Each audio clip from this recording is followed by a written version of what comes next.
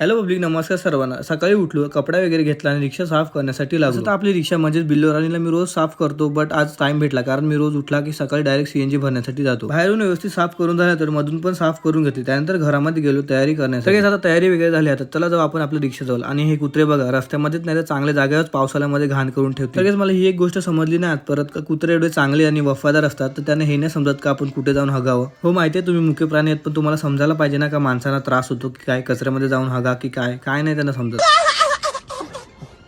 तुमच्या घरी पण किंवा आजूबाजूला कुत्रे असतील तर हा व्हिडिओ दाखवा, त्यांना नक्की समजेल. स्टेशनला जाऊन रिक्षामध्ये बसलोच होतो तेवढ्यात मला हा ऋषी भाऊ भेटायला आला. हा आपले व्हिडिओ रोज बघतो आणि लाईक पण करतो. तर भावा तुला खूप खूप धन्यवाद आणि माझे व्हिडिओ आणि मला फॉलो करण्यासाठी. असं प्रेम राहू दे तुमच्या सर्वांचा. तर गाइस थंड पाणी पिऊन पिऊन मला सर्दी झाली. सर्दीमुळे मग डोका पण दुखायला लागला होता थोडा. आणि हो गाइस तुम्हाला मी सांगायला विसरला, आपली जुनी बॉटल होती रिक्षामधून पडली, त्यामुळे मग दुकानातून 10 वाली पाण्याची बॉटल आणली, ते पण थंड. सर्दी झाली तरी काय नाही, थंड पाणी प्यायचा. नंतर हे गाइस दोघं जण बघू शकता, एका